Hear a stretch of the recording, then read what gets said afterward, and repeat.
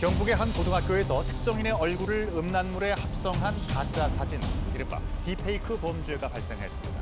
학교 폭력으로 강제 전학을 간 고등학생이 새로운 학교에서도 또 학교 폭력을 저질렀다가 올해 학교 폭력을 당했다는 학생 비율이 10년 만에 최대치를 기록했습니다.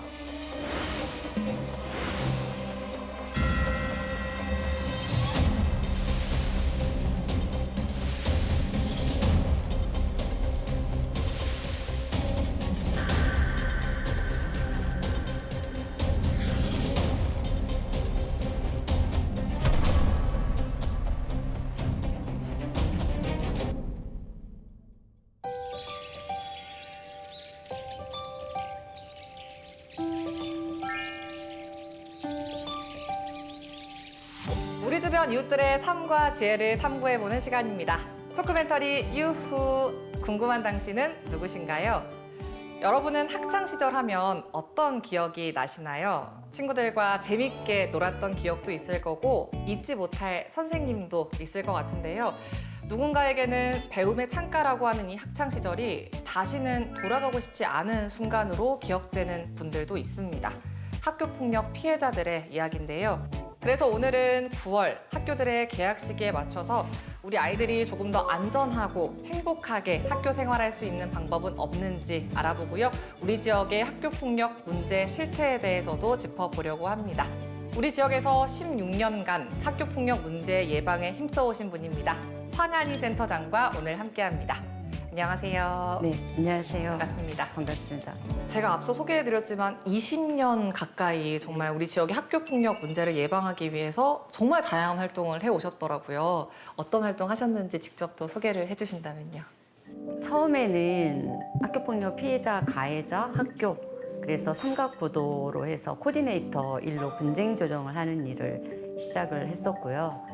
그리고 분쟁 조정 일을 하다가 이후에 이제 학교폭력 피해자들을 만나기 시작을 하면서 온전히 이제 학교폭력 피해자 쪽으로 돌아서서 피해 학생과 피해 가족을 세우는 일이 좀 집중을 해야 되겠다 해서 그쪽에 집중을 해서 일을 하고 있습니다. 활동하실 때 초기와 지금을 네. 비교했을 때 우리 지역의 학교폭력 문제가 좀 점점 나아지고 있나요? 아니면 더 심각해지고 있나요? 솔직하게. 나아졌다라고 말을 하기에는 참 어려움이 있는 것 같아요. 학교폭력이 나아지고 있다라기보다는 계속 형태가 변해가고 있고 유형이 변해가고 있고 그리고 우리 아이들이 굉장히 교묘하게 학교폭력을 이렇게 피해가면서 법망을 피해가면서 하는 그런 모습들이 계속되고 있는 걸 봤을 때 나아지고 있다라고 하기에는 좀 어려움이 있는 것 같습니다. 우리 지역에서도 보면 학교폭력 사건이 정말 좀 끊이지 않고 잊을만 네. 하면 한 번씩 나오더라고요. 광주 전남 지역의 학교폭력 실태 지금 어느 수준인지 통계적으로 나온 게 있을까요? 지금 2023년도 1차 교육부 실태 조사 보고가 이제 마지막으로 지금 보고가 된 상황인데요.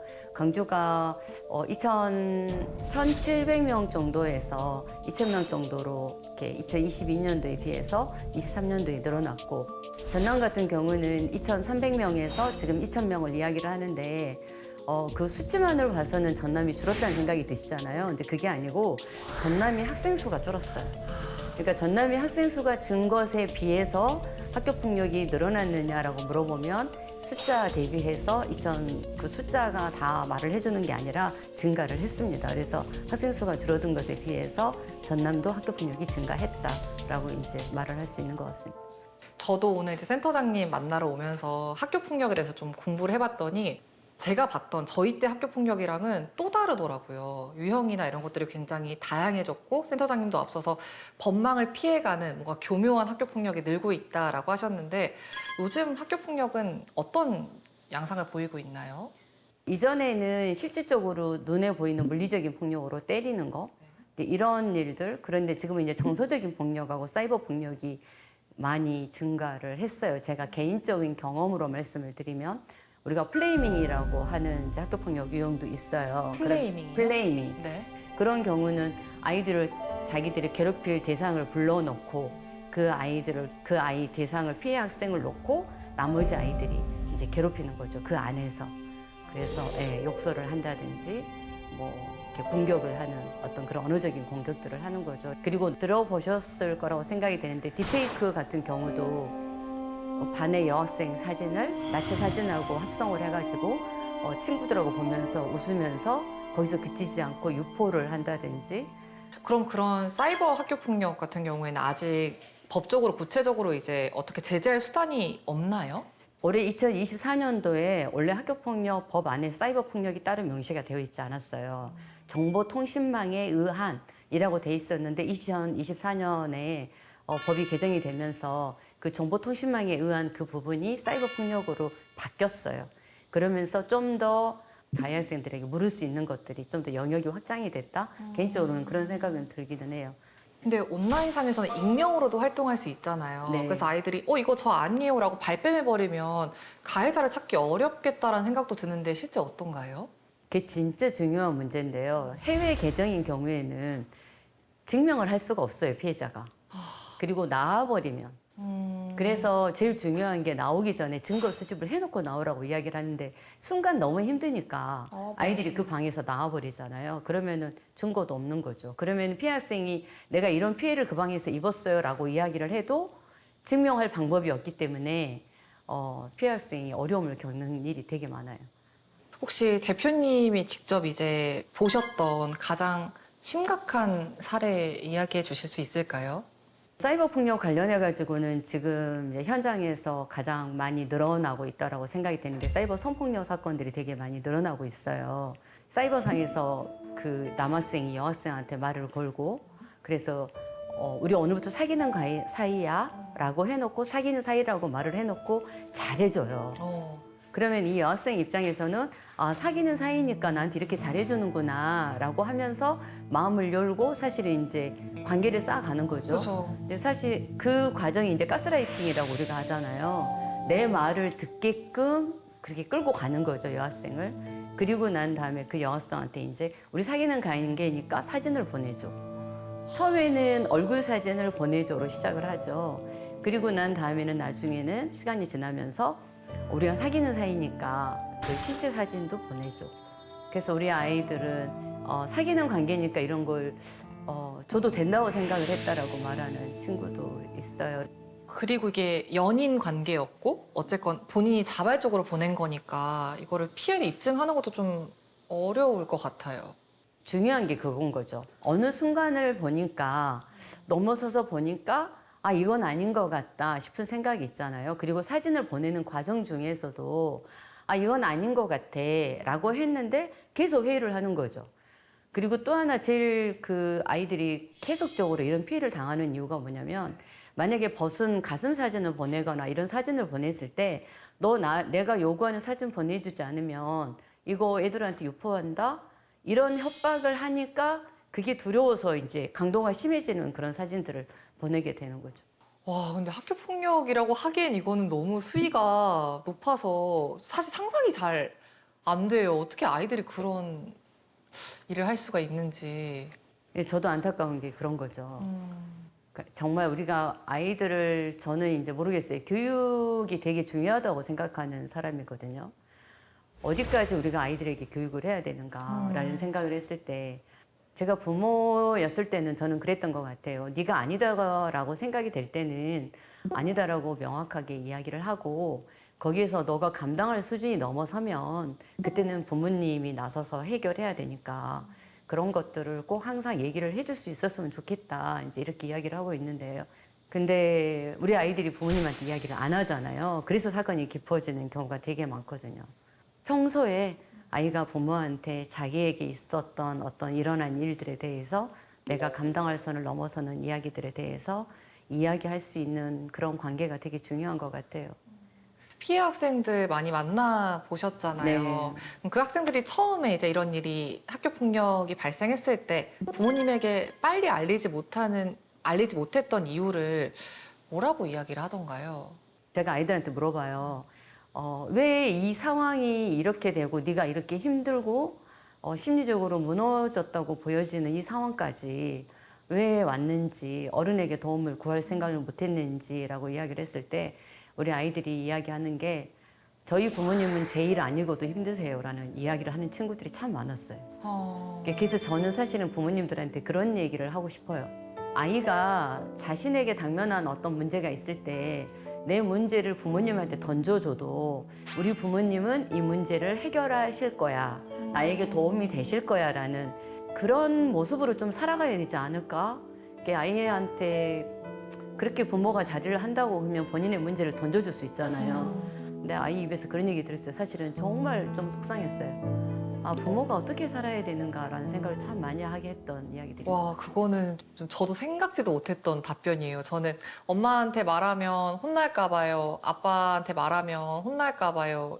이런 답변이 나올 줄 알았는데 제일 아니고도 힘드시니까 차마 네. 말을 못했다라는 말 들으셨을 때 네. 무너지셨을 것 같아요. 네.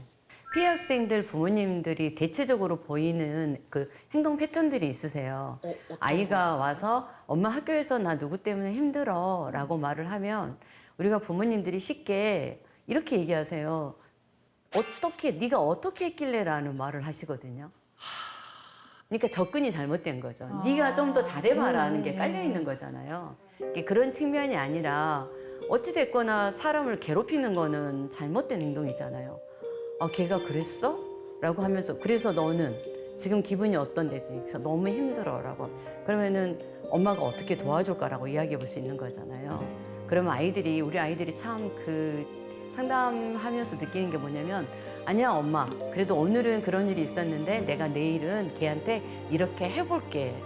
내일은 제가 학교에 가서 아이에게 그런 행동하지 마. 나 화나. 이렇게 말을 해보겠다라고 하면 그런 일련의 과정들을 조금 이렇게 아이가 스스로 해보게끔 하고 그 선을 넘었었을 때 부모가 적극적으로 이제 개입을 할 필요가 있다고 생각을 하거든요. 그러니까 학교 폭력 문제를 해결하는 데 있어서 가정의 역할도 중요하지만 학교의 역할도 굉장히 중요하잖아요. 그래서 이제 학교도 그렇고 교육청도 그렇고 지자체에서도 학교 폭력 예방하기 위해서 다양한 뭐 캠페인도 하고 영상도 만들고 교육도 하고 있는데도 줄어들지 않는 거 보면 효과가 없는 거 아닌가요? 좀 실질적인 교육이었으면 좋겠어요. 그러니까 일단은 첫 번째는 장기적으로 가는 교육이 필요한 것 같고요. 장기적으로 아이들에게 인성과 관련된 또는 사람에 대한 그런 소중함, 존중 이런 거에 관련된 장기적인 접근이 필요한 것 같고 단기적으로는 실질적인 학교 폭력이 발생하지 않도록 아이들에게 인지시키는 교육이 진짜 중요하다고 생각을 하거든요. 아이들의 어떤 문화를 바꾸는 그런 측면에서도 좀 교육이 됐으면 좋겠고 그래서 해볼 수 있는 방법들은 저는 다 해봐야 된다고 생각을 하는데 학교가 많이 바쁘더라고요. 학습이 우선이잖아요, 사실은. 네, 진로가 먼저고 그러다 보니까 약간 학교 폭력 문제가 일어나지 않았으면 하는 그냥 그런 마음일 뿐이다라는 생각이 좀 들 때도 있습니다. 그럼 구체적으로 이제 구체적인 교육이 필요하다라고 하셨으니까 지금 가장 시급한 교육은 어떤 방식이라고 생각하세요? 지금 현재 일어나는 학교 폭력 어떤 유형이나 그런 모습들을 현장에서 봤을 때 사이버 폭력 관련돼서 아이들에게 명확하게 좀 알려줄 필요가 있다라는 생각을 되게 많이 하고요.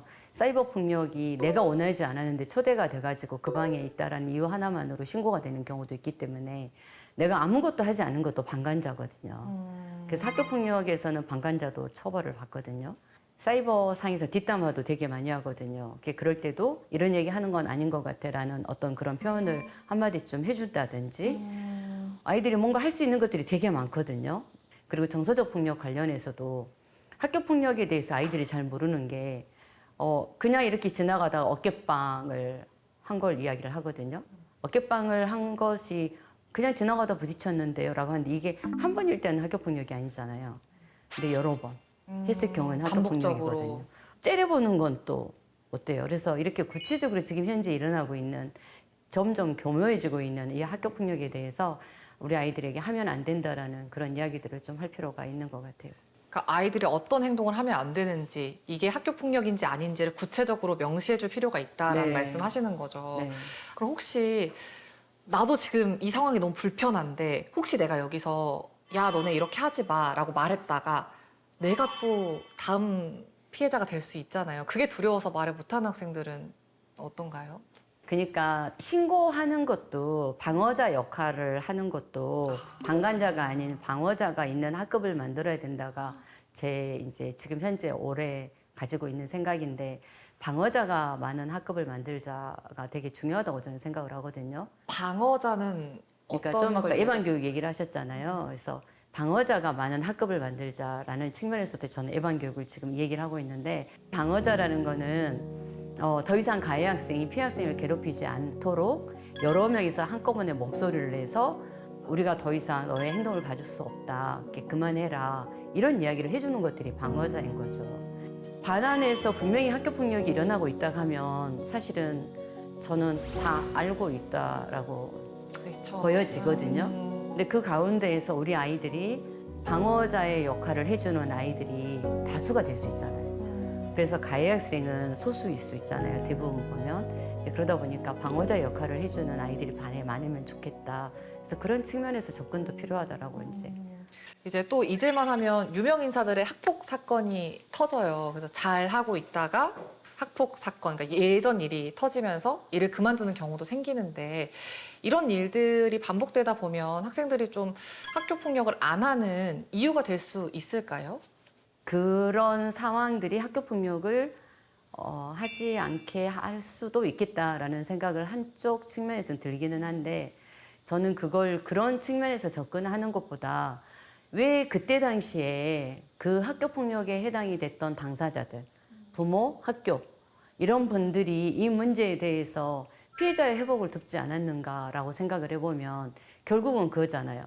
피해 학생은 회복이 되지 않은 상태에서 지금 현재도 일상생활의 어려움을 계속 지속적으로 겪고 있고 힘듦을 경험을 하고 있는데, 그 가해 학생들은 잘 나가는 거잖아요.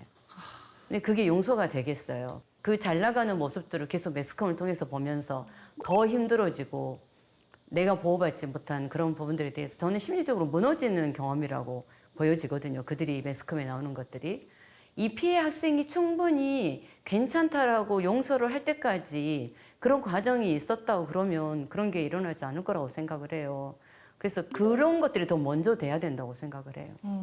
그럼 이렇게 사후에라도 학교 폭력이 있었던 과거가 들춰져서 지금이라도 합당한 처벌을 받는 게 필요하다라고 생각을 하시는 건가요? 그건 피해자한테 물어봐야죠. 이게 항상 출발점이 학교폭력은 그런 것 같아요. 너는 이 친구가 이렇게 어떤 벌을 받았으면 좋겠어? 라고 물어봤을 때 혹시나 그 친구가 너한테 사과를 하고 싶다고 하면 받아줄 수 있어? 라고 했을 때 진심 어린 사과를 한다라고 하면 받아줄 생각이 있어요? 라고 한다고 하면 그럼 너가 생각하는 진심 어린 사과는 어떤 거야? 그렇게 하면서 우리가 해볼 수 있잖아요. 어른들이, 중간자들이.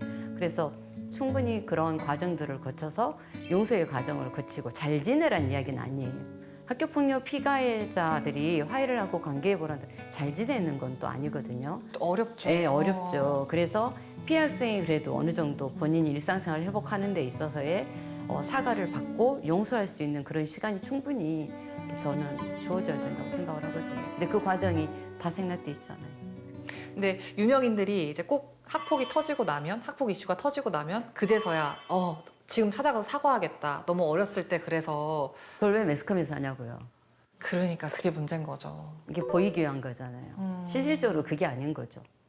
어쩌면은 그 친구한테 본인이 직접 연락할 수 있는 방법이 있다라고 하면 정말 미안하다라고 하면서 지금 현재 내가 어떻게 해주길 바라니? 라고 차라리 원한다고 하면 사과를 하는 게 맞는 방법일 수도 있죠. 근데 이제 그거는 뭐라고 말을 할 수가 없어요. 왜냐하면 케이스마다 다 요구하는 게 다를 수 있으니까. 사실 학교 폭력이 안 일어나는 게 가장 좋겠지만 그럼요. 발생했을 때 피해 학생이 좀 도움을 받을 수 있는 센터나 기관이 있을까요, 우리 지역에?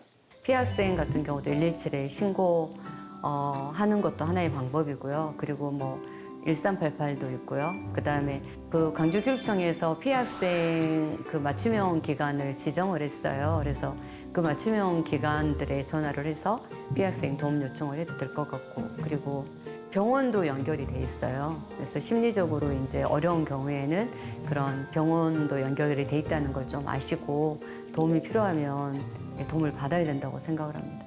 그럼 학교 폭력이 발생했을 때 피해 학생이 도움을 받을 수 있는 가장 좋은 방법은 신고인 건가요?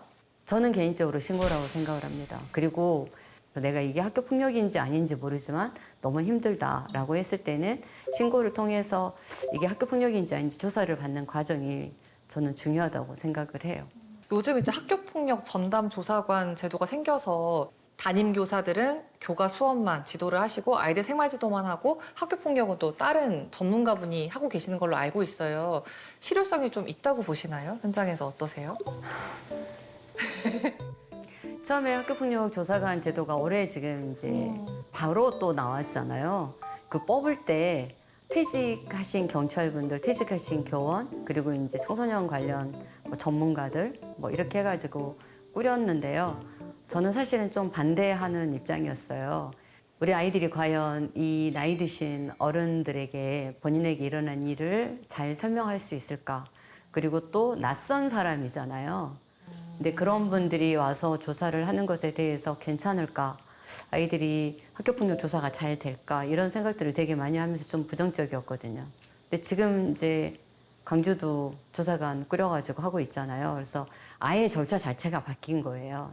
조사관 제도가 도입이 되면서 조사관이 조사를 하고 조사관이 보고서를 쓰고 나면 전담기구에서 이제 학교장 자체 해결제를 할 거냐, 심의위원회 올려보낼 거냐, 이제 이걸 또 이렇게 하고 있거든요. 그래서 선생님들이 할 수 있는 게 사실은 더 없어졌어요. 이전에는 담임쌤이 아이들에 대해서 가장 잘 알고 있고 학교 현장에서 아이들하고 같이 있는 선생님들이 사실은 직접적으로 나서서 이 문제를 해결하고자 하는 어떤 그런 노력들을 할 수 있는 것들이 있었지만 지금 현재는 철저하게 선생님들이 할 수 있는 게 없어졌다라고 이제 말을 하는 상황이 됐죠. 계속해서 이제 학교 폭력 예방이 정말 중요하다, 예방 교육이 중요하다라고 하셨어요. 그럼 가해자가 되지 않기 위해서 아이들에게 좀 알려주고 싶은 부분, 강조하고 싶은 부분 어떤 부분이 있을까요? 제가 요즘에 우리 그 학생들하고 하는 프로그램이 있어요. 항상 시작하기 전에 하는데 경계선 만들기를 하거든요. 경계선을 만들어요? 그러니까 지금 앉아 계신 우리 그 아나운서님하고 저하고 경계선이 이렇게 있잖아요. 네. 이 경계선이 사실은 우리가 대화하는데 편하잖아요. 제가 좀 더 가까이 다가가면 부담스러우실 수 있어요. 그렇죠? 전 좋은데요. 아, 좋으세요? 근데 분명 이제 이게 부담스러운 선이 친구 있어. 있죠, 그쵸? 네, 선이 있죠. 그래서 내가 그 친구가 좋다고 해서 훅 다가가면 혹시나 내 앞에 친구가 나는 이 친구가 좋아서 다가갔는데 그 친구가 뒤로 한 발 물으면 그 친구는 그게 편한 거예요. 근데 우리는 그 뒤로 물러서는 친구를 끄집어 와서 내가 편하니까 여기에 서 있어라고 하면서 심리적인 부분을 넘어가는 거죠. 그러면 상대는 이게 반복이 되면 힘듦이 되고 괴롭힘이 되는 거죠. 폭력이네. 그렇죠. 폭력이 되는 거죠. 그래서 친구가 혹시나 나를 봤을 때 한 발 뒤로 무른다면 아, 이 친구는 나하고의 거리가 이 정도가 편한 거구나라고 인정을 하고 그 선에 서서 관계를 해야 된다는 거죠. 사실 학교 폭력으로 이제 피해를 본 아이들에게는 지지 체계가 굉장히 중요하다라고 하셨어요. 혹시 우리 지역 내에서 학교 폭력을 당한 아이들을 좀 지지해주고 지원해줄 수 있는 기관 어디가 있을까요? 저희 센터 얘기를 하자면 저희 센터에서는 피해자 어머님들 자조 모임 하고 있고요. 그리고 그 프로그램 관련해서는 치료가 필요하다라는 생각이 들어서 원예 치료 프로그램하고 그다음에 부모 교육하고 그다음에 부모 자녀 체험 프로그램 이런 것들을 사실은 광주광역시 내에 있는 도서관 두 곳에서 지원을 받고 있고요.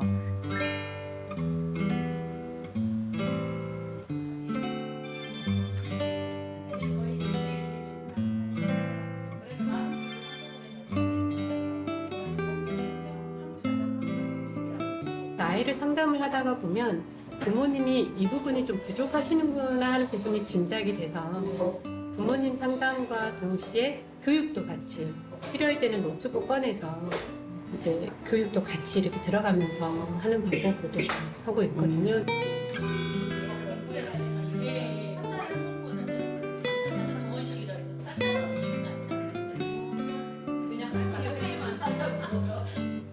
지금 이제 학폭 심리 상담사가 되셨잖아요. 어떤 마음으로 이렇게 시작하게 되신 거예요? 저희 아이를 어떻게 해야 될지를 몰라서 정말 겁이 났어요. 등이 시퍼렇던 못해 검게 멍이 들어서 엄마 나 등이 너무 아파하고 집에 왔는데 그걸 보고서 너무 화가 나고 놀랍기도 하고 어떻게 해야 될지를 몰랐는데 제대로 저에게 도움을 준 곳이 없었거든요. 그래서 학폭 신고를 해야 되는 건지 아이들이 보복이 두려워서 못하고 있는 부분들을 어떻게 해야 하는지를 몰라서 그런 부분들조차도 이제 제가 많이 느꼈던 부분이라서 그래서 이렇게 상담을 또 하게 됐어요.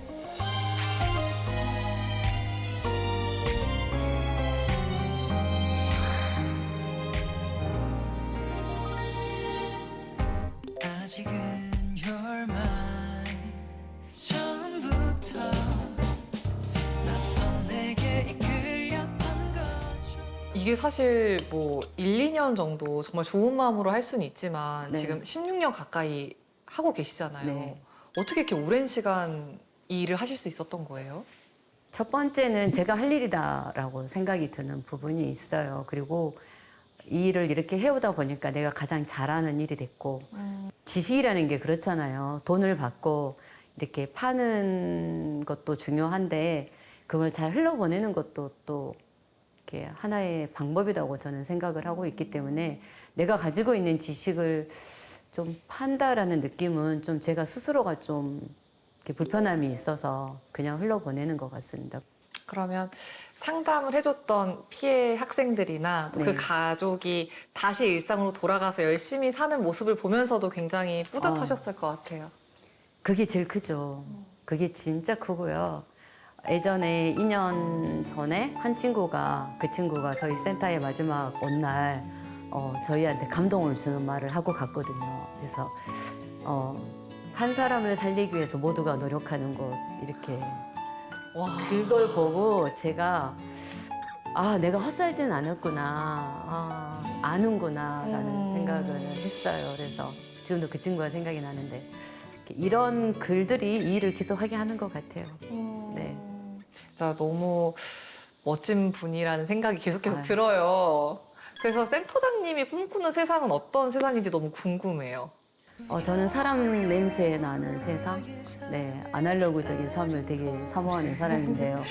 사람은 무엇으로 사는가라는 톨스토이 책을 제가 되게 좋아한다고 말씀을 드리는데요. 결국은 사랑이거든요. 네, 그리고 인간에게 얼마나 많은 땅이 필요하는가. 나중에 내가 죽어서 들어갈 그 한 평의 땅이라고 이야기를 하잖아요. 그 책에서. 그걸 보면 삶을 대하는 자세가 조금 달라지지 않을까라는 생각이 들면서 우리가 어떤 그 허상을 쫓기보다는 좀 사람에게 관심을 가지고 사람이 사는 세상을 좀 만들어 갔으면 좋겠습니다. 그러니까 우리 지역에 이렇게 멋진 어른이 있어서 아니요. 너무 다행이라는 생각도 들고 사실 학교폭력 피해가 일어나지 않는 게 가장 좋겠지만 혹시 일어나더라도 이렇게 센터장님이 굳건히 잘 버텨주시면 우리 피해자들도 잘 도움을 받아서 다시 좀 사회로 나아가는 데 큰 도움이 되지 않을까 싶어서 더 오래오래 역할 해주셨으면 좋겠습니다. 앞으로 10년 생각하고 있습니다. 20년 어떠세요? 20년이요? 저는 청소년들이 저를 싫어하면 그때는 이제 청소년계에서 안녕 하고 인사를 할 계획입니다. 아이들이 좋아해 준다 그러면 네, 계속 할 것 같습니다. 아이들이 좋아할 것 같아요. 그래요? 네. 오늘 너무너무 좋은 말씀 잘 들었습니다. 앞으로의 역할도 앞으로 가시는 길도 응원하겠습니다. 네, 고맙습니다. 감사합니다.